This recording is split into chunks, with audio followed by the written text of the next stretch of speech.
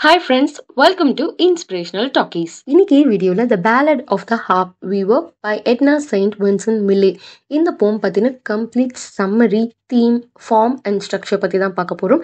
So video skip பண்ணாம பாருங்க, கண்டிப்பா யூஸ்ஃபுல்லா இருக்கும். பட் வீடியோக்குள்ள போறதுக்கு முன்னாடி நீங்க இன்னும் நம்ம சேனலுக்கு சப்ஸ்கிரைப் பண்ணாம தான் பார்த்துட்டு இருக்கீங்க அப்படின்னா மறக்காம சேனலுக்கு சப்ஸ்கிரைப் பண்ணிருங்க. கூடவே அந்த பெல் ஐக்கனும் கிளிக் பண்ணிருங்க. அப்பதான் ஃபர்தராக நான் அப்லோட் பண்ற வீடியோஸ் உங்களுக்கு உடனுக்குடன் நோட்டிஃபிகேஷன்ல காமிக்கும். வாங்க வீடியோக்குள்ள போலாம். ஆத்தர் பத்தி பார்த்தரலாம். ஸோ இந்த போம் எட்னா செயின்ட் வின்சென்ட் மில்லே எழுதியிருக்காங்க. இவங்களோட period 1892 to 1950 and she was an American lyrical poet and playwright. Next என்ன அப்படின்னு பார்த்தோம்னா, Millay was a renowned social figure and noted feminist. எங்கே இவங்க ஃபெமினிஸ்டாகவும் ரினோடு சோஷியல் ரொம்ப ஃபேமஸான போயட்டாக இருந்தாங்க. நியூயார்க் சிட்டியில் இருந்தாங்க. எந்த டைமில் அப்படின்னு பார்த்தோம்னா during the roaring 20s and beyond. So 20s காலகட்டத்தில் 1920s இவங்க ஒன் ஆஃப் த ரினோடு போயிட்டாக வந்து இருந்துட்டு இருந்தாங்க. ரொம்பவே ஃபேமஸாக இருந்தாங்க. She wrote much of a prose and ஹேக்வாக் verse under the pseudonym Nancy Boyd. So இவங்க வந்து அவங்களோட ப்ரோஸ் ஒர்க்ஸ் வேர்சஸ் எல்லாமே வந்து வேற ஒரு நேம் சூடோனம்ல எழுதிட்டு இருந்தாங்க. புனை பெயர் அப்படின்னு சொல்லுவோம் இல்லையா. ஸோ எந்த நேம் அப்படின்னு பார்த்தோம்னா நான்சி பாய்ட் அப்படிங்கிற நேம்ல அவங்களோட ஒர்க்ஸ் எல்லாமே பப்ளிஷ் பண்ணிட்டு இருந்தாங்க. Next, Millay won the 1923 Pulitzer Prize for Poetry for her poem Ballad of the Harp Weaver. She was the first woman and second person to win the award. So 1923ல இவங்க Pulitzer Prize for Poetry Award வாங்கியிருக்காங்க. அவங்களோட work இப்போ பார்க்க போகிற Ballad of the Harp Weaverக்கு தான். So இது வந்து இவங்க தான் ஃபர்ஸ்ட் உமன் இந்த ப்ரைஸ் வாங்குறதுக்கு அண்ட் செகண்ட் பர்சனும் கூட. Next, in 1943, Millay was the sixth person and the second woman to be awarded the Frost Medal for her lifetime contribution to American poetry. So again வந்து இவங்க 1943ல frost medal அப்படிங்கிற award வாங்கினாங்க. எதுக்காக அப்படின்னு பார்த்தோம்னா American போயிட்ரிக்காக இவங்க life time கான்ட்ரிபியூஷனுக்காக இந்த award வாங்கியிருக்காங்க. அண்ட் இது மட்டும் இல்லாமல் next 1930ஸ்ல her critical reputation began to decline as modernist critics dismissed her work for its use of traditional poetic forms and subject matter, in contrast to modernism's exhortation to make it new. So 1930ல 1920ஸ்ல இவங்க ரொம்பவே ஃபேமஸான போய்ட்டாக இருந்தாங்க. But 1930ஸ்ல என்னாச்சு அப்படின்னா modernism அப்படிங்கிறது வந்து தலை தூக்கிட்டு இருந்துச்சு. ஸோ எல்லாருமே வந்து புது கவிதைகள் அது மாதிரி புதுசாக எதாவது க்ரியேட் பண்ணணும் அப்படிங்கிறத நோக்கி போயிட்டு இருக்கும்போது இவங்களோட ஒர்க்ஸ் எல்லாமே எதை பேஸ் பண்ணியிருந்துச்சு அப்படின்னு பார்த்தோம்னா ட்ரெடிஷன்ஸை பேஸ் பண்ணியிருந்துச்சு. அவங்களோட போய்டிக் ஃபார்மும் அவங்க போயமை வந்து எப்படி அமைச்சிருந்தாங்க அப்படின்னு பார்த்தோம்னா ரொம்பவே ட்ரெடிஷ்னலாக பழைய வேர்சஸில் தான் இருந்துச்சு. அப்படிங்கிறனால இவங்களோட போமை எல்லாருமே டிஸ்மிஸ் பண்ண ஆரம்பிச்சிட்டாங்க கிரிட்டிக்ஸ் எல்லாமே. However, the rise of feminist literary criticism in the 1960s and 1970s revived an interest in Millay's work. So after வந்து கரெக்டாக 30 years அப்புறமா என்னாச்சு அப்படின்னா ஃபெமினிஸ்ட் லிட்ரரி கிரிட்டிசிசம் அப்படிங்கிறது வந்து வந்துட்டு இருந்துச்சு ரைஸாக இந்த டைமில். ஸோ அகெயின் வந்து ஃபெமினிசம் அப்படின்னு போகும்போது இவங்களோட ஒர்க் எல்லாமே திரும்பி எல்லாருக்குள்ளேயும் இன்ட்ரெஸ்ட்டை கொண்டு வந்துச்சு. ஸோ அப்போ இவங்களோட ஒர்க் எல்லாருமே வந்து எடுத்து படிக்க ஆரம்பிச்சாங்க அப்படின்னு சொல்கிறாங்க. இப்போ போம் பற்றி 2 lines பார்த்தாலாம். So the ballad of the harp weaver first எதில் பப்ளிஷ் ஆச்சு அப்படின்னு பார்த்தோம்னா வேனிட்டி ஃபேர் அப்படிங்கிற மேகசின்ல 1922ல ஜூன்ல பப்ளிஷ் ஆயிருக்கு. அண்ட் இது ஒரு dark and memorable fairy tale like story that focuses on the memories of a boy who along with his widowed mother suffers in poverty. So இது வந்து என்ன சொல்கிறாங்க அப்படின்னு பார்த்தோம்னா இந்த போம் வந்து ஒரு ஹாப்பியாக அதை பற்றி வந்து எக்ஸ்பிளைன் பண்ணுற போம் கிடையாது. ஸோ எல்லாருக்குமே ஹாப்பினஸ் அப்படின்னு இருந்தால் கண்டிப்பாக வந்து சாரோன்னு சில கஷ்டங்களை தாண்டி தான் வந்திருப்போம். ஸோ அதை பேஸ் பண்ணின ஒரு டார்க் சைடை பேஸ் பண்ணின போம் தான் இந்த போம். ஒரு மெமரபிளான ஃபேரி டேல் அது மாதிரி இந்த ஒரு போமை வந்து கட்டமைச்சிருக்காங்க ஆத்தர். ஸோ எதை பற்றி ஃபோக்கஸ் பண்ணுது அப்படின்னா ஒரு சின்ன பையனோட மெமரிஸ், அவங்க அம்மாவோட எவ்வளோ பாவர்ட்டியில் சஃபர் பண்ணா அப்படிங்கிறத வந்து தான் இந்த போமில் வந்து எக்ஸ்பிளைன் பண்ணியிருக்காங்க. ஸோ ஹீ ஸ்பென்ஸ் அந்த பையன் சொல்கிற மாதிரி தான் இருக்குது. எவ்வளோ ஸ்டான்சாஸ் அப்படின்னு பார்த்தோம்னா 30 stanzas recalling what the two endured and how his mother gave a life for him. So 30 ஸ்டான்ஸால இது வந்து குவைட் லாங் போம் தான். ஸோ 30 ஸ்டான்ஸாலையும் வந்து இவங்க என்னென்ன கஷ்டப்பட்டாங்க அப்படிங்கிறத வந்து ரீகால் பண்ணி அண்ட் கடைசியில் அவங்க அம்மா வந்து எப்படி அவனுக்காக அவங்க உயிரையே கொடுத்தாங்க அப்படிங்கிறது தான் வந்து இந்த போம்பில் சொல்லியிருக்காங்க. ஸோ போம் பார்த்துடலாம். Son, said my mother, when I was knee high, you have need of clothes to cover you, and not a rag have I. There's nothing in the house to make a boy breeches, nor shears to cut a cloth with, nor thread to take stitches. There's nothing in the house but a loaf end of rye and a harp with a woman's head nobody will buy. And she began to cry. That was in the early fall. When came the late fall? Son, she said, the sight of you makes your mother's blood crawl. பிகினிங்லே எப்படி start பண்ணியிருக்காங்க அப்படின்னா, Sun set my mother. அவங்க அந்த பையன் வந்து narrate பண்ணுறான். அவங்க அம்மா என்ன சொன்னாங்க, என்னெல்லாம் நடந்துச்சு அப்படின்னு தான் போம் ஸ்டார்ட் ஆகுது. ஸோ ஃபர்ஸ்ட் என்ன சொல்லியிருக்காங்க அப்படின்னா, வென் ஐ வாஸ் நீ high.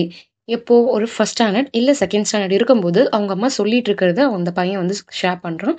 So you have need of clothes to cover you. So கண்டிப்பாக நம்மளை கவர் பண்ணிக்கிறதுக்கு நமக்கு க்ளோத்ஸ் தேவைப்படும். பட் என்ன பண்ணுறது, என்கிட்ட ஒரு ரேக் கூட இல்லை அப்படின்னு அவங்க அம்மா சொல்கிறாங்க. ரேக் ஆர்ஏஜி அப்படின்னா ஒரு கந்தல் துணி, இல்லை பழைய துணி, கிழிஞ்சு போன துணி, இல்லைன்னா சின்ன சின்ன பீசஸ் ஆஃப் கிளாத்ஸ் இருக்குல்ல, ஸோ அதெல்லாம் எடுத்து ஒரு ட்ரெஸ்ஸாக நம்ம மேக் பண்ணுவோம். ஸோ அது மாதிரி எந்த துணியுமே என்கிட்ட வந்து இல்லை. வீட்டில் there is nothing in the house. So வீட்டில் வந்து எந்த பொருளுமே இல்லை, சாப்பிட்றதுக்காக இருக்கட்டும் இல்லை உடுத்துறதுக்காக இருக்கட்டும், துணியிலேருந்து எதுவுமே இல்லை அப்படின்னு சொல்கிறாங்க. So to make a boy breeches அப்படின்னா, ப்ரீச்சஸ் அப்படின்னா என்னன்னா, ஸோ ரைட்டில் ஸ்க்ரால் ஆகிட்டு இருக்கு பாருங்க அந்த பிக்சர். ஸோ அந்த பேண்ட்டை தான் வந்து ப்ரீச்சஸ்ன்னு சொல்லுவாங்க. முழங்கால் கிட்ட இருக்க அந்த ஷார்ட் பேண்ட்டு பேரு தான் ப்ரீச்சஸ். ஸோ ஒரு ப்ரீச்சஸ் பண்ணி கொடுக்குறதுக்கோ இல்லை ஷியர்ஸ் டு கட். ஷியர்ஸ் அப்படின்னா அந்த கட் பண்ணுற இன்ஸ்ட்ருமெண்ட், அது மேலே ஸ்க்ரால் ஆகிட்டு இருக்கு பார்த்துக்கலாம். இல்லை த்ரெட். ஸோ இப்படி ஒரு துணி தைச்சு கொடுக்கறதுக்கு கூட, இல்லை அந்த ப்ரீச்சஸ் அந்த அளவுக்கு ஒரு சின்ன பேண்ட்டை தைச்சு கொடுக்குற அளவுக்கு கூட என்கிட்ட எந்த சோர்ஸுமே இல்லை. கட் பண்ணுறதுக்கு சிசஸாக இருக்கட்டும், இல்லை நம்ம தைக்கணும் அப்படின்னா கண்டிப்பாக நூல் தேவைப்படும் இல்லையா. ஸோ அதுக்கு ஸ்டிச் பண்ணுறதுக்கு கூட என்கிட்ட கிளாத்தும் இல்லை, அதுக்கான மெட்டீரியல்ஸும் இல்லை. ஸோ வீட்டில் எதுவுமே இல்லை. என்ன இருக்குது அப்படின்னு பார்த்தோம்னா, தேர்ட் ஸ்டான்ஸால சொல்கிறாங்க, அ லாஃப் அண்ட் ஆஃப் ரை. லாஃப் அப்படின்னா என்னென்னா, அந்த பிரெட்டில் கடைசி துண்டு இருக்கும் இல்லையா சின்னதாக, ஸோ அது மட்டும்தான் இருக்குது. ரை அப்படின்னா என்னென்னா, அது ஒரு டைப் ஆஃப் சிரல். இந்த ரைட் சைடில் பிக்சரில் இருக்குது பாருங்கள். ஸோ கோதுமை மாதிரி அது ஒரு டைப். அதில் செஞ்ச அந்த பிரெட்டோட லாஸ்ட் துண்டு மட்டும்தான் இருக்குது சின்னதாக. அண்ட் இன்னொன்று என்ன இருக்குது அப்படின்னா, harp with a woman's head. ஹார்ப்னா ஒரு மியூசிக்கல் இன்ஸ்ட்ருமெண்ட், யாழ் அப்படிங்கிற மாதிரி. ஸோ அதில் ஒரு உமன் ஹெட்டோட இருக்க அந்த யாழ் மட்டும்தான் இருக்குது. ஸோ கண்டிப்பாக நோபடி வில் பை, அதை யாரும் வாங்கவும் மாட்டாங்க. இப்படி சொல்லி புலம்பிட்டு அவங்க அம்மா வந்து அழுக ஆரம்பிச்சிட்டாங்க அப்படின்னு ஆத்தர் சொல்கிறாங்க. That was in the early fall. Early ஃபால்னா என்ன அப்படின்னா, December beginning. When came the late fall. So Christmas கிட்ட அப்படிங்கும்போது, son she said, the sight of you makes your mother's blood crawl. அப்படின்னா என்ன, இப்படி துணியும் இல்லாமல் சாப்பாடும் இல்லாமல் இப்படி நீ இருக்கிறத, எலும்பும் தோலுமா இருக்கிறத பார்த்தா என் ரத்தமெல்லாம் கொதிக்குது. ஸோ என் பையனுக்கு வந்து எதுவுமே கொடுக்க முடியல, சாப்பிட்றதுக்கு வயிறு நிறைய சாப்பாடும் போட முடியல, இல்லை ஒழுங்காக வந்து லைஃப் ஸ்டைலையும் என்னால் மேக் பண்ணி கொடுக்க முடியல அப்படின்னு அவங்க அம்மா புலம்புறது தான் இந்த ஸ்டான்ஸால சொல்லியிருக்காங்க. ஸோ யாருக்கா இருந்தாலும் அந்த தாய் பாசம் அப்படிங்கிறது இருக்கும் இல்லையா. ஸோ அவங்க அம்மா வந்து எப்படி ஃபீல் பண்ணாங்கிறது தான் ஃபர்ஸ்ட் 4 ஸ்டான்சஸில் இருக்குது. இப்போ வந்து நம்ம நெக்ஸ்ட் 4 ஸ்டான்சஸில் என்ன சொல்கிறாங்கன்னு பார்க்கலாம். Little skinny shoulder blades sticking through your clothes and where you will get a jacket from God knows. So இப்படின்னா என்னென்னா, ஸோ ரொம்ப ஸ்கின்னியாக இருக்கீங்க இல்லையா. ஸோ இப்படியெல்லாம் வந்து இந்த தோல் வந்து எலும்புக்கும் தோலுக்குமே நமக்கு டிஃப்ரென்ஸ் தெரில, அப்படி ஸ்டிக் ஆகிட்டு இருக்குது. அண்ட் எங்கே வந்து உனக்கு ஜாக்கெட் கிடைக்கும், எங்கே உனக்கு துணி கிடைக்கும்னு எனக்கே தெரியல, கடவுளுக்கு தான் வெளிச்சம் அப்படின்னு வந்து அவங்க அம்மா புலம்புறத வந்து சொல்லியிருக்காங்க. Next, it's lucky for me late your daddy's in the ground and can't see the way I let his son go around and she made a queer sound. என்ன சொல்கிறாங்க, ஸோ எந்த வகையில் பார்த்தோம் அப்படின்னா, உங்கள் அப்பா வந்து ஒரு லக்கி. ஏன் அப்படின்னு பார்த்தோம்னா, நீ இப்படி அவங்க பையன் இப்படி கஷ்டப்படுறத, இல்லை துணியே இல்லாமல் இப்படி சுற்றிட்டு இருக்கிறத அவர் பார்க்காம போய் சேர்ந்துட்டார் இல்லையா, கிரவுண்டில் போயிட்டார், அதாவது இறந்துட்டார். ஸோ அந்த வகையில் பார்த்தோம் அப்படின்னா உங்கள் அப்பா வந்து ரொம்பவே லக்கி. இப்படி நம்ம படுற கஷ்டத்தை, நம்ம பையன் படுற கஷ்டத்தை எல்லாம் அவர் பார்க்காமே போயிட்டாரு. அண்ட் கடைசியில் ஒரு குவேர் அப்படின்னா ஒரு ஸ்டேஞ்சான ஒரு சவுண்டை வந்து கொடுத்து ஒரு மாதிரி கத்தி அழுக ஆரம்பிக்கிறாங்க. That was in the late fall when the winter came I not a pair of breeches nor a shirt to my name. So ஒரு லேட் ஃபால், கிறிஸ்மஸ் கிட்ட, வின்டர் வந்தாலே கிறிஸ்மஸ் தான் மோஸ்ட்லி. ஸோ அந்த டைம் கிட்ட வந்தோடனே என்கிட்ட preaches, ஒரு trousers இல்லை என் பையனுக்கு கொடுக்கறதுக்கு ஒரு ஷர்ட், எதுவுமே சொந்தம்னு சொல்லிக்கிறதுக்கு எதுவுமே என்கிட்ட இல்லை அப்படின்னு அவங்க அம்மா சொல்கிறாங்க. இப்போ வந்து அந்த ஆத்தரே டைரக்டாக சொல்கிறாரு, I couldn't go to school. என்னால் ஸ்கூலுக்கும் போக முடியல, or out of doors to play. மற்ற குழந்தைங்க வெளியே விளையாண்டுட்டு இருக்காங்க. ஸோ ட்ரெஸ்ஸஸ் இல்லை அப்படிங்கிறனால என்னால் வெளியே போய் மற்றவங்களோட விளையாடவும் முடியல, ஸ்கூலுக்கும் போக முடியல. And all the other little boys passed away.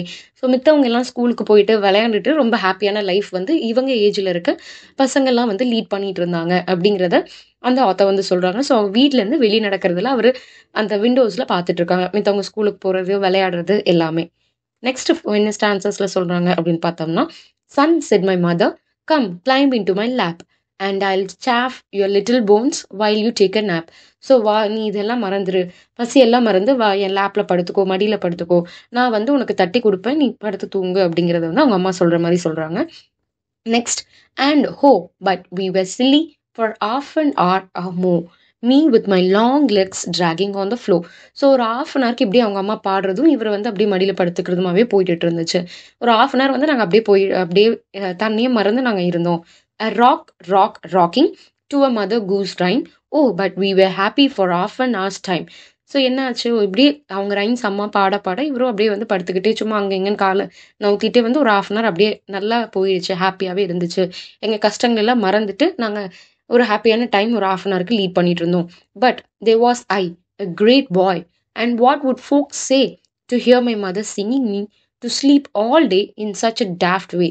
So இப்படியே வந்து பாடிக்கிட்டே இருந்தால் சத்தம் வெளியே கேட்கும் இல்லையா. ஸோ இதெல்லாம் ஃபோக்ஸ் அப்படின்னா சுற்றி இருக்கவங்க எல்லாரும் கேட்டால் என்ன சொல்லுவாங்க, இப்படி இவ்வளோ பையன் ஃபர்ஸ்ட் ஸ்டாண்டர்ட் செகண்ட் ஸ்டாண்டர்ட் அளவுக்கு நான் பையன் ஆயிட்டேன், இப்படியும் இப்போவும் வந்து என்னை பாட வச்சு தான் தூங்க வைக்கிறாங்க அப்படின்னா ஒரு மாதிரி டேஃப்ட்னு ஒரு ஸ்ட்ரேஞ்ச் வே, இதை ஒரு மடத்தனமாக வந்து நினைக்க மாட்டாங்களா சுற்றி இருக்கவங்க, அப்படி ரிலேட்டிவ்ஸ் எல்லாம் நினைக்க மாட்டாங்களா அப்படின்னு அந்த ஆத்தர் சொல்கிறாரு. Next, men say the winter was bad that year, fuel was scarce and food was dear. So மித்தவங்க எல்லாம் காமனாகவே அந்த இயர் வந்து ரொம்பவே மோசமான இயர் அப்படின்னு தான் எல்லாருமே சொல்லிட்டு இருந்தாங்க. ஸோ அந்த that was a bad year. And அது மட்டும் இல்லாமல் ஃபியூவல் அப்படிங்கிறது வந்து ரொம்பவே இல்லாமல் இருந்துச்சு, ரொம்ப ஸ்கேர்ஸாக பற்றாக்குறையாக இருந்துச்சு. எது ஓகேவா இருந்துச்சு அப்படின்னா ஃபுட் மட்டும்தான் டியரா, அதாவது தேவைக்கான அளவுக்கு இருந்துச்சு அப்படின்னு காமனான டாக் வந்து அந்த வில்லேஜ் ஆர் சிட்டியில் இருந்துச்சு அவங்க இருந்த இடத்துல. A wind with a wolf's head howled about our door, and we burned up the chairs and sat on the floor. So அப்போ வந்து எப்படி இருந்துச்சு அந்த விண்ட், அந்த சீசன் எப்படி இருந்துச்சுன்னா ஒரு நரியினுடைய தலை அளவுக்கு அப்படி ஹவுல் பண்ணிட்டு வந்துச்சு, அதாவது அந்த அளவுக்கு மோசமாக இருந்துச்சு அப்படிங்கிறத ஒரு கெட்ட காலம் எங்கள் டோர் கிட்ட வெயிட் பண்ணிட்டு இருந்துச்சு அப்படிங்கிறது வந்து சொல்கிறாங்க. ஸோ அந்த அளவுக்கு குளிர் தாங்க முடியாமல் நாங்கள் என்ன பண்ணோம் அப்படின்னா எங்ககிட்ட இருக்க சேரையெல்லாம் பேர்ன் பண்ணிட்டு நாங்கள் தரையில் உட்காந்துட்டு இருந்தோம் அப்படின்னு சொல்கிறாங்க. Next, all that was left us was a chair we couldn't break and a harp with a woman's head nobody would take for song or pity's sake. So என்னதான் இருந்துச்சு கடைசியா அப்படின்னா எங்களால் உடைக்கவே முடியாத ஒரு சேரும் அண்ட் ஏற்கனவே நம்ம சொன்ன அந்த மியூசிக்கல் இன்ஸ்ட்ருமெண்ட் ஹார்ப் மட்டும்தான் இருந்துச்சு. ஸோ கண்டிப்பாக அதை யாரும் எடுத்துட்டும் போக மாட்டாங்க அப்படிங்கிறத சொல்கிறாங்க. அட்லீஸ்ட் அந்த சாங்கை வாசிக்க கூட யாரும் அந்த மியூசிக்கல் இன்ஸ்ட்ருமெண்ட் ஹார்ப்பை எடுத்துகிட்டு போக மாட்டாங்க. The night before Christmas, I cried with the cold. I cried myself to sleep like a 2-year-old. So next day Christmas அப்படிங்கும்போது எப்படியுமே அதுக்கு முன்னாடி நாள் நைட்டுங்கும் போது செலிப்ரேஷன் வந்து தொடங்கிடும். ஸோ இப்போ தீபாவளி அப்படின்னா எப்படி 1 வீக்குக்கு முன்னாடி நம்மளாம் பட்டாசு வெடிக்க ஆரம்பிச்சிருவோம் அண்ட் ஸ்வீட்ஸ் செய்கிறது, இது மாதிரியெல்லாம் காமன் செலிப்ரேஷன் ஸ்டார்ட் பண்ணிடுவோம் இல்லையா. ஸோ அது மாதிரி கிறிஸ்மஸ்க்கு முன்னாடி நாள் நைட்டு அப்படிங்கும்போது எல்லாருமே இந்த ஃபெஸ்டிவல் மூடில் இருந்தாங்க. பட் ஆனால் நான் எப்படி இருந்தேன் அப்படின்னா அந்த கோல்டில் பனியில் உறைஞ்சிட்டு க்ரைட் அப்படின்னா ரொம்பவே சஃபர் ஆகிட்டு இருந்தேன். ஸோ என்னால் தூங்கக்கூட முடியல, அந்த அளவுக்கு நான் அழுதுட்டு உட்காந்துட்டு இருந்தேன். எப்படி அப்படின்னா ஒரு சின்ன குழந்தையாட்டம் எதுவும் அறியாத ஒரு 2-year-old மாதிரி தான் நான் இருந்தேன். அந்த சீசன் வந்து ரொம்பவே மோசமாக இருந்துச்சு, சாப்பிட்றதுக்கும் இல்லாமல் ரொம்ப பசியில் நான் அழுதுட்டு இருந்தேன்னு சொல்கிறாங்க. And in the deep night I felt my mother rise and stare down upon me with love in her eyes. திடீர்னு தூங்கிட்டு இருக்க அந்த தூக்க கலக்கத்தில் அவர் லைட்டாக முடிச்சு பார்க்குறாரு. டீப் நைட் அப்படின்னா ஒரு 12 இல்லை 1 o'clock அது மாதிரி திடீர்னு அவங்க அம்மா எந்திரிக்கிறாங்க. இவங்க பார்த்த உடனே அவங்க அம்மாவை பார்த்தா அந்த பையன் பார்த்த உடனே அவங்க அம்மா அப்படியே லவ்வோட அவளை பார்க்குறாங்க. Next, I saw my mother sitting on the one good chair, a light falling on her from I couldn't tell where.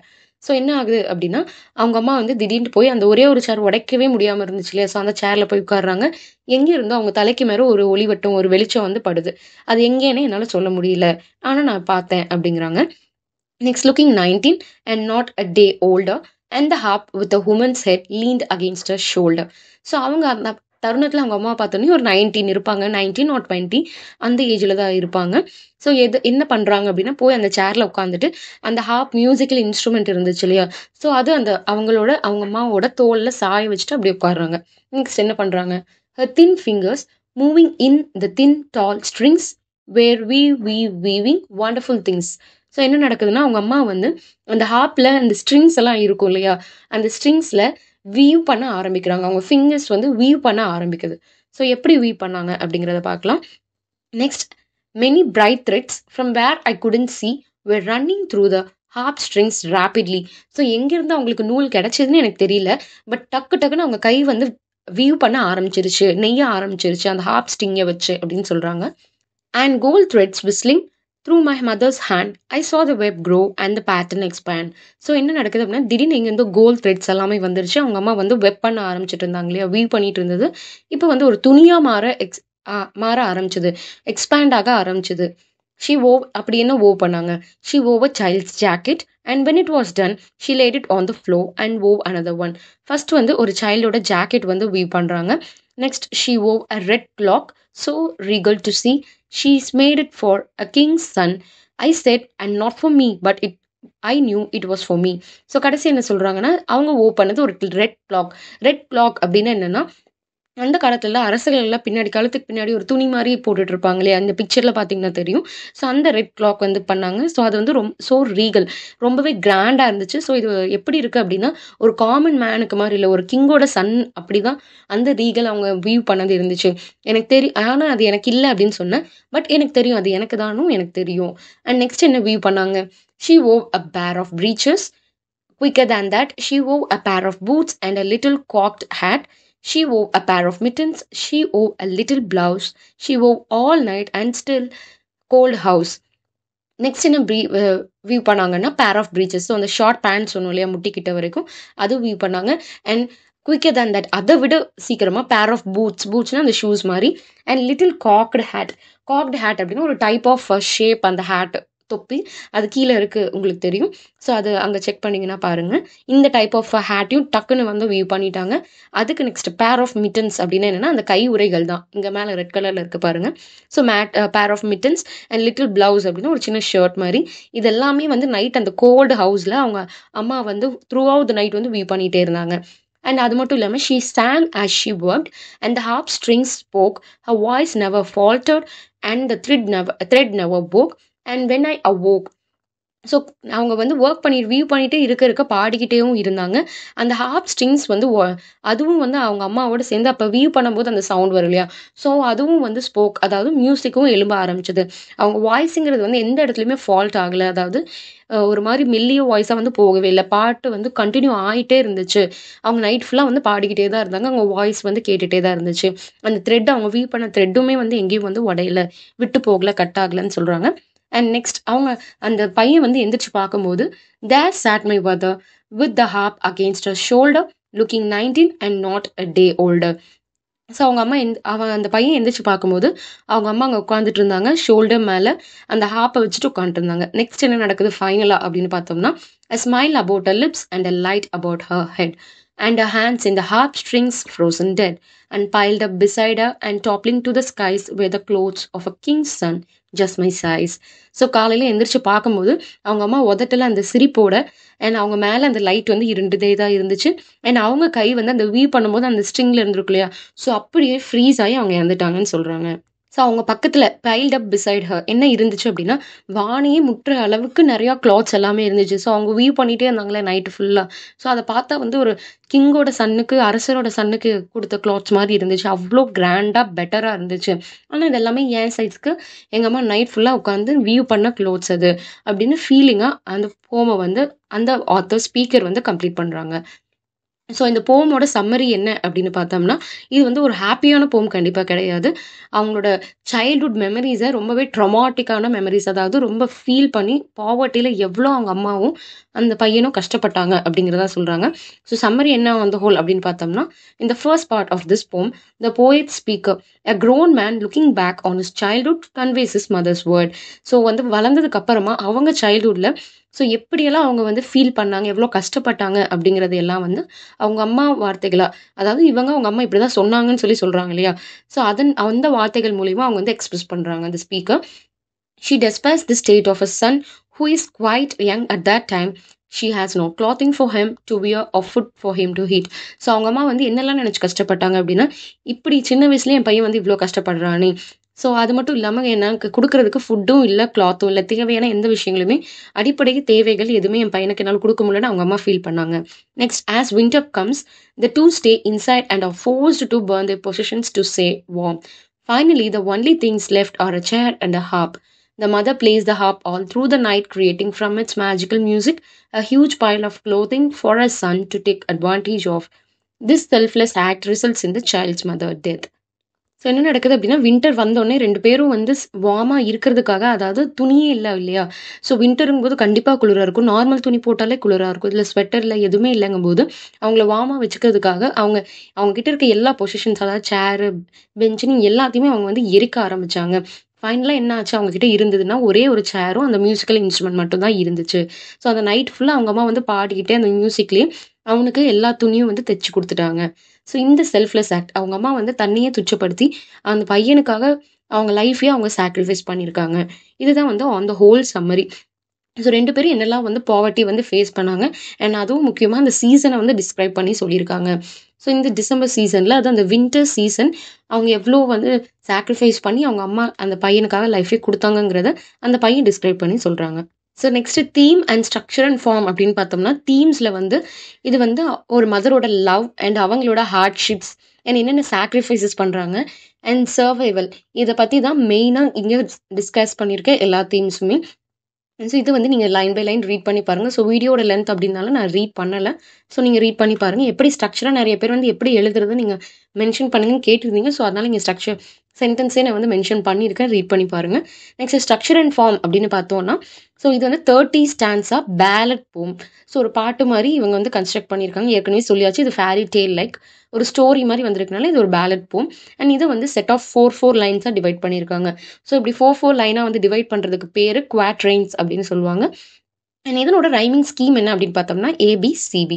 அதுதான் இந்த மெயின்டைன் பண்ணியிருக்காங்க. த்ரூ அவுட் த போம் மோஸ்ட்லி ஏபிசிபி ரைமிங் ஸ்கீம்ல தான் வரும். இந்த வீடியோ உங்களுக்கு யூஸ்ஃபுல்லாக இருந்திருக்கும் அப்படின்னு நினைக்கிறேன். வேற ஏதாவது போம்ஸ் பத்தி டிஸ்கஸ் பண்ணோம் அப்படின்னாலும் கமெண்ட்ல லீவ் பண்ணுங்க. மறக்காம சேனலுக்கு சப்ஸ்கிரைப் பண்ணிருங்க. கூடவே பெல் ஐக்கனும் கிளிக் பண்ணிருங்க. தேங்க்ஸ் ஃபார் வாட்சிங்.